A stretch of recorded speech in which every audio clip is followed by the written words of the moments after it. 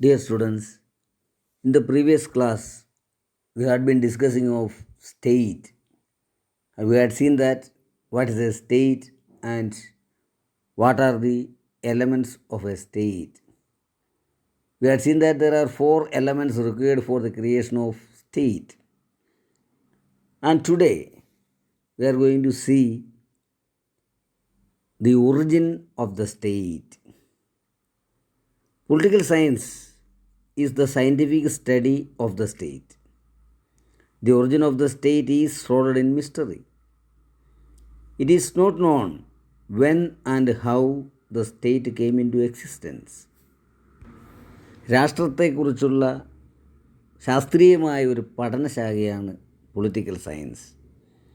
രാഷ്ട്രത്തിൻ്റെ ഉത്ഭവത്തെ സംബന്ധിച്ച്, അതിൻ്റെ ആവിർഭാവത്തെ സംബന്ധിച്ച് ഒന്നും ലഭ്യമല്ല ഒരു വിവരങ്ങളും. അതൊരു രഹസ്യമായി തന്നെയാണ് ഇരിക്കുക. It is not known when and how the state came into existence. എന്ന് എപ്പോഴാണ് രാഷ്ട്രമെന്ന സംവിധാനം നിലവിൽ വന്നത് എന്നത് ഒരു മിസ്റ്ററിയായിട്ട് തന്നെ ശേഷിക്കുകയാണ്.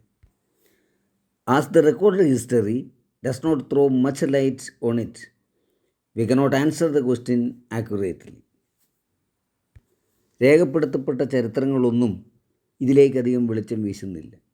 നമുക്ക് രാഷ്ട്രത്തിൻ്റെ ആവിർഭാവത്തെ സംബന്ധിച്ച് ശരിക്കും ഒരു ഉത്തരം കണ്ടെത്താൻ കഴിയുന്നില്ല എന്നതാണ് വാസ്തവം.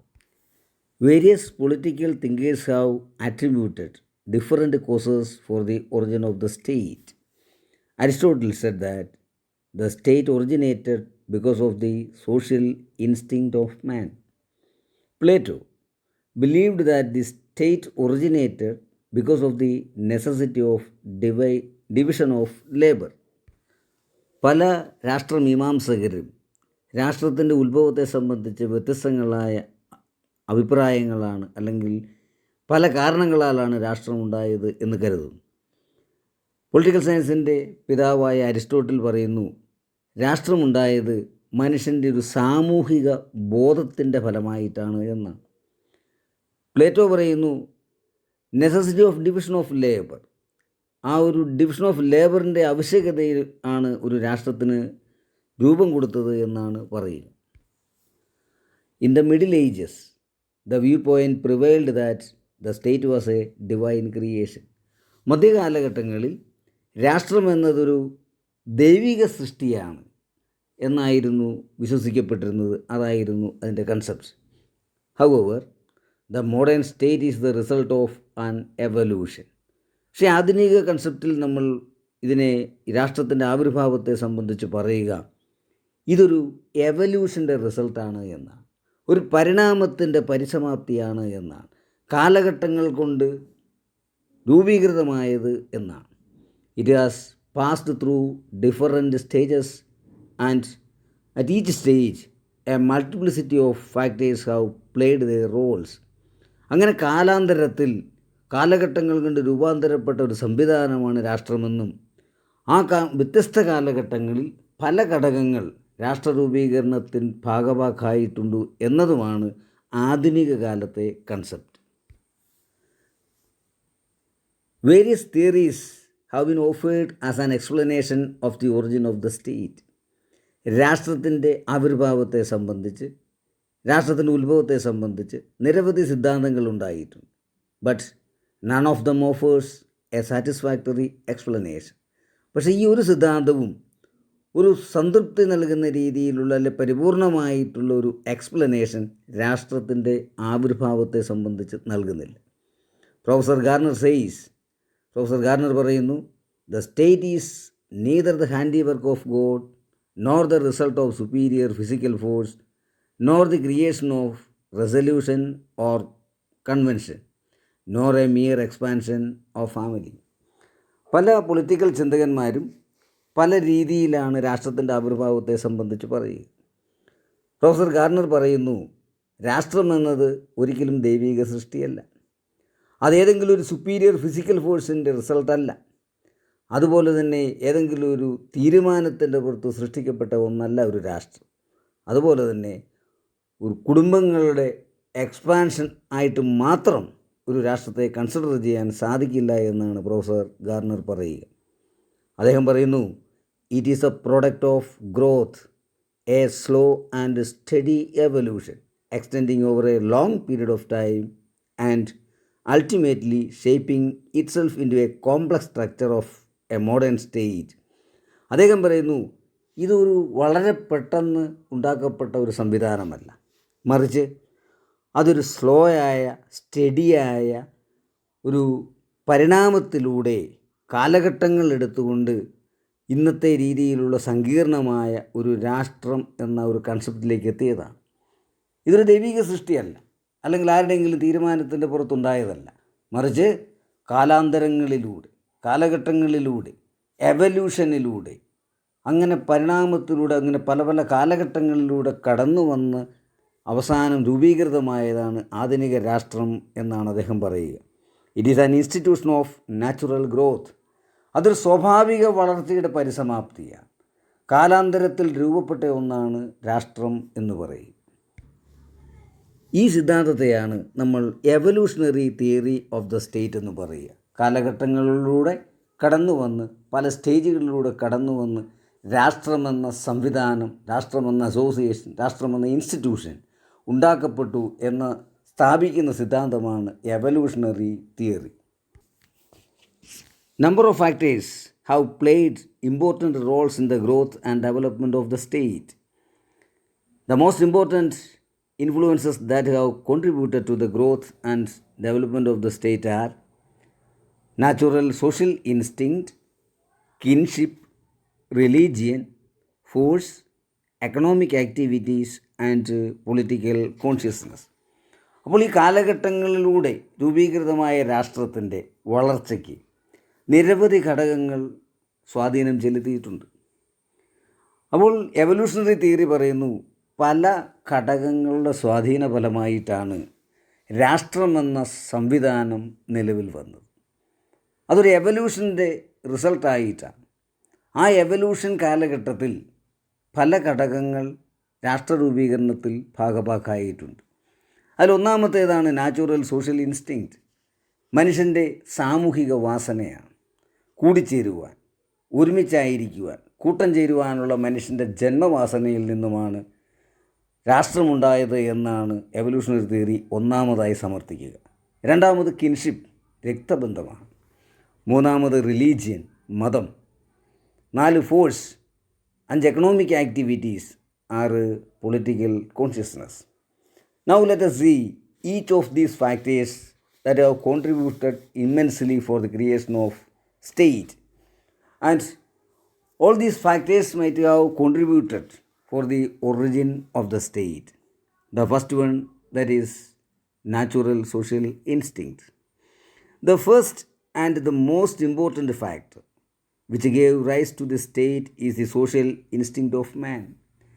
മനുഷ്യൻ ജീവിയായിരിക്കുക എന്ന ആഗ്രഹമാണ്. ആ ഒരു സോഷ്യൽ ഇൻസ്റ്റിങ്ക്റ്റാണ് രാഷ്ട്രരൂപീകരണത്തിൽ സഹായിച്ച ഏറ്റവും അടിസ്ഥാനപരമായ ഘടകമെന്നാണ് എവല്യൂഷണറി തിയറി പറയുക. Aristotle says that man by nature is a social and political animal. Aristotle പറയുന്നു, ജന്മനാൽ അല്ലെങ്കിൽ പ്രകൃതിയാൽ സ്വാഭാവികപരമായി മനുഷ്യൻ എന്നത് ഒരു സാമൂഹിക രാഷ്ട്രീയ ജീവിയാണ്. Man wants to live in social group.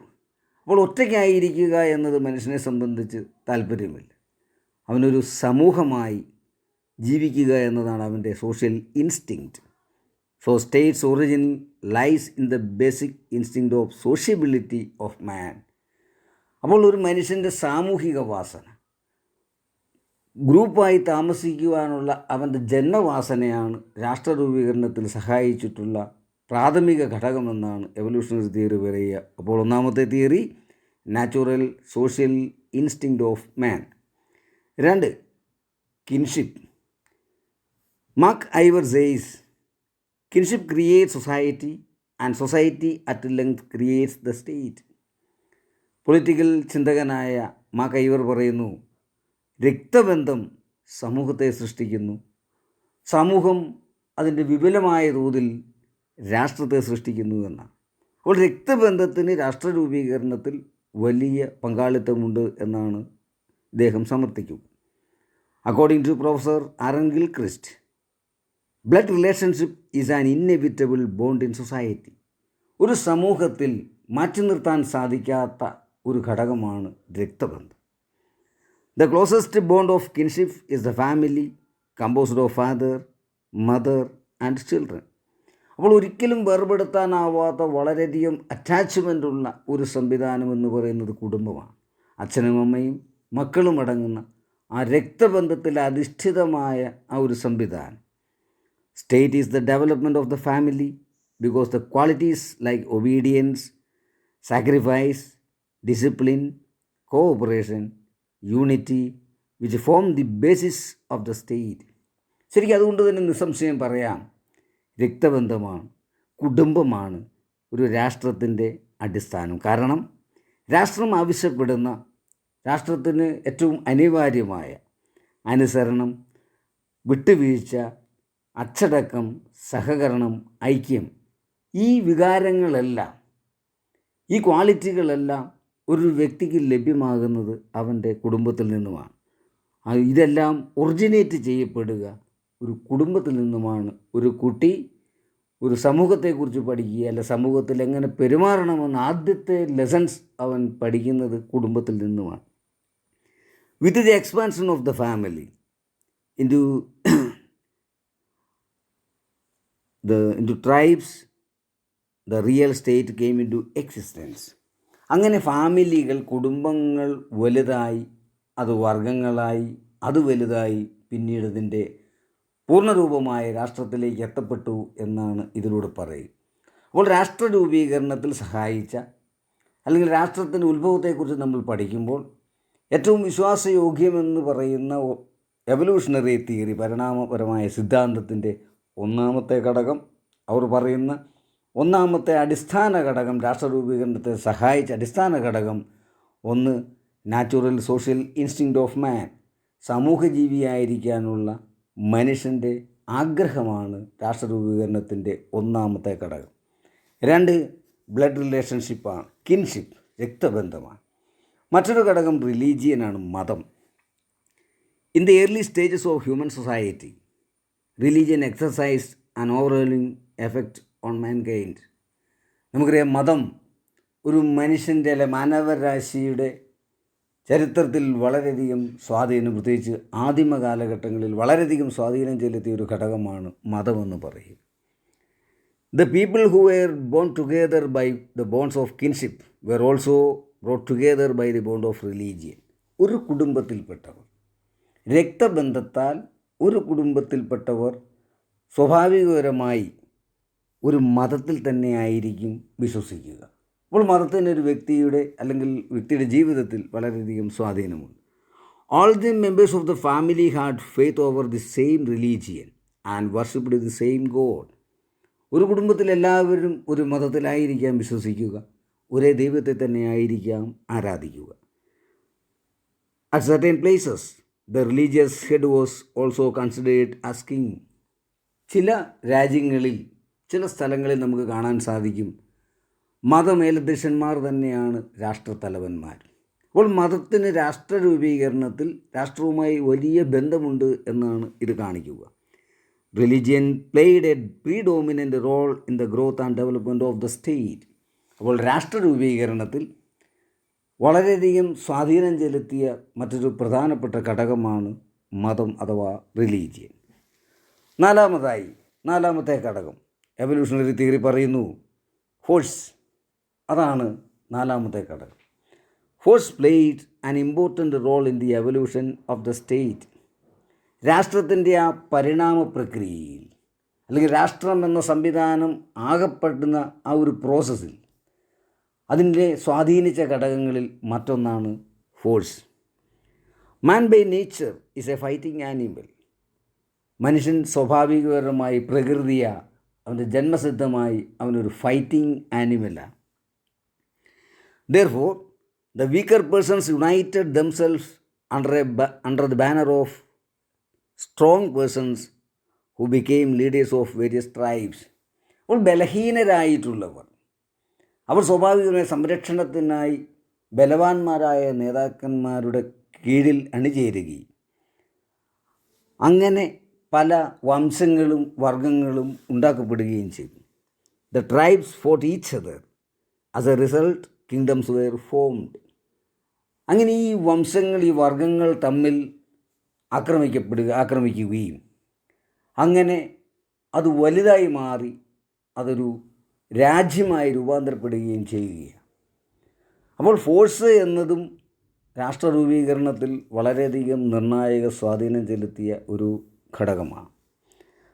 മറ്റൊന്ന് economic activities.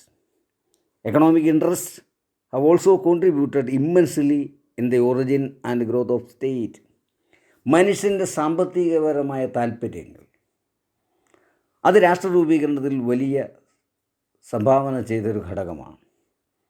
According to Gettell, the economic activities by which men secured food and shelter and later accumulated property and wealth were important factors in the state building. ഗെറ്റിൽ പറയുന്നു, മനുഷ്യൻ്റെ സാമ്പത്തികപരമായ താൽപ്പര്യങ്ങൾ, അതുവഴി അവൻ നേടുന്ന ഭക്ഷണം, താമസ സൗകര്യം, പിൽക്കാലത്ത് സ്വകാര്യ സ്വത്ത്, അതുപോലെ തന്നെ സമ്പത്തുകൾ, ഇതെല്ലാം ആ ഒരു സാമ്പത്തികപരമായ മോട്ടീവ്, മനുഷ്യനുള്ള ഒരു എക്കണോമിക്കായിട്ടുള്ളൊരു മോട്ടീവും ഒരു രാഷ്ട്രത്തിൻ്റെ രൂപീകരണത്തിന് പ്രത്യേകമായ സ്വാധീനം ചെലുത്തിയിട്ടുണ്ട്. കാരണം അവൻ്റെ സാമ്പത്തികപരമായ ഈ താല്പര്യങ്ങൾ സംരക്ഷിക്കപ്പെടുവാൻ, പ്രൊട്ടക്റ്റ് ചെയ്യപ്പെടുവാൻ രാഷ്ട്രം പോലുള്ള ഒരു സംവിധാനം അനിവാര്യമാണെന്നൊരു തോന്നൽ മനുഷ്യനിൽ ഉണ്ടാവുകയാണ്. അപ്പോൾ economic activities of man also paid great contribution for the origin of the state. അവസാനമായി പൊളിറ്റിക്കൽ കോൺഷ്യസ്നെസ്. മനുഷ്യൻ്റെ രാഷ്ട്രീയപരമായിട്ടുള്ള ഒരു ബോധം, കൂടിയായിരിക്കുക, ഭരിക്കുക, ഭരിക്കപ്പെടുക, ഭരണത്തിൽ പങ്കാളിയാവുക, അങ്ങനെയെല്ലാമുള്ള രാഷ്ട്രീയപരമായിട്ടുള്ള ആ ഒരു കോൺഷ്യസ്നെസ്, അതും രാഷ്ട്രരൂപീകരണത്തിൽ സഹായിച്ചിട്ടുണ്ട് എന്നാണ് എവല്യൂഷണറി തിയറി പറയുക. Another important factor contributed for the origin and development of the state is political consciousness. The evolution of the state is not possible in the absence of political consciousness, which forms the basis of the organization of the state. മനുഷ്യനിലെ രാഷ്ട്രീയ ബോധമില്ല എങ്കിൽ ഒരു രാഷ്ട്രരൂപീകരണം അസാധ്യമാണ് എന്നാണ് evolutionary theory പറയുക. അപ്പോൾ ഒരു രാഷ്ട്രമെന്ന സംവിധാനം അനിവാര്യമാണെന്നുള്ളൊരു രാഷ്ട്രീയപരമായൊരു വീക്ഷണം മനുഷ്യനിൽ ഉണ്ടാകപ്പെട്ടതിൻ്റെ ഫലമായിട്ടാണ് രാഷ്ട്രമുണ്ടായത് എന്നാണ് ഇത് കാണിക്കുക. The state was needed for regulating the conduct of the people and protecting their life and property. അത് നമുക്കറിയാം, രാഷ്ട്രം ഏറ്റവും അനിവാര്യമാണ്. Needed for regulating the conduct of the people. ജനങ്ങളുടെ സ്വഭാവത്തെ നിയന്ത്രിക്കുവാൻ, ജനങ്ങളെ നിയന്ത്രിക്കുവാൻ, അതുപോലെ തന്നെ protecting their life and property, ജനങ്ങളുടെ ജീവന് സംരക്ഷണം നൽകുവാൻ, അവരുടെ സ്വത്തിന് സംരക്ഷണം നൽകുവാൻ ഒരു രാഷ്ട്രം അനിവാര്യമാണ് എന്ന കൺസെപ്റ്റ്. അതാണ് ഒരു വ്യക്തിയുടെ രാഷ്ട്രീയപരമായ അവബോധമെന്ന് പറയും. അങ്ങനെ ഈ 6 കാരണങ്ങൾ രാഷ്ട്രരൂപീകരണത്തിൽ പങ്കാളികളായിട്ടുണ്ട് എന്നാണ് എവല്യൂഷണറി തിയറി എന്ന, കാലാന്തരത്തിലൂടെയാണ് രാഷ്ട്രമെന്ന സംവിധാനം ഉണ്ടാക്കപ്പെട്ടത് എന്ന് വിശ്വസിക്കുന്ന സിദ്ധാന്തം പറയുന്നത് 6 ഘടകങ്ങൾ രാഷ്ട്രരൂപീകരണത്തിൽ പ്രധാന പങ്ക് വഹിച്ചിട്ടുണ്ട്. ഒന്ന്, natural social instinct of man. Second one, kinship, blood relationship. 3, religion. 4, force. 5, economic activities. 6, political consciousness. അപ്പോൾ ഈ 6 ഘടകങ്ങൾ രാഷ്ട്രമെന്ന ഇന്ന് നമ്മൾ കാണുന്ന സംവിധാനത്തിൻ്റെ രൂപീകരണത്തിൽ പങ്കാളിത്തം വഹിച്ചിട്ടുണ്ട് എന്നാണ് എവല്യൂഷണറി തിയറി പറയുക. അപ്പോൾ രാഷ്ട്ര രൂപീകരണത്തെക്കുറിച്ചാണ് നമ്മൾ സംസാരിച്ചത്. Origin of the state. നമുക്കറിയാം, നിരവധി സിദ്ധാന്തങ്ങളും നിരവധി അഭിപ്രായങ്ങളും ഉണ്ടെങ്കിലും ഒരു കംപ്ലീറ്റ് എക്സ്പ്ലനേഷൻ ഒരിടത്തും ലഭ്യമായിട്ടില്ല. അതിലേറ്റവും വിശ്വാസയോഗ്യമായിട്ടുള്ളത് എന്ന് പറയുന്നത്, അല്ലെങ്കിൽ കരുതപ്പെടുന്നത്, എവല്യൂഷണറി തിയറിയാണ്. ആ എവല്യൂഷണറി തിയറിയാണ് കാലാന്തരത്തിലാണ്, ഡിഫറൻറ്റ് സ്റ്റേജസിലൂടെയാണ് ഈ രീതിയിലുള്ള രാഷ്ട്രം രൂപീകരിക്കപ്പെട്ടതെന്ന് സമർത്ഥിക്കുക. അതിന് ആ സിദ്ധാന്തം മുന്നോട്ട് വയ്ക്കുന്ന ആ 6 ഘടകങ്ങളെക്കുറിച്ചായിരുന്നു നമ്മൾ സംസാരിച്ചത്. Thank you.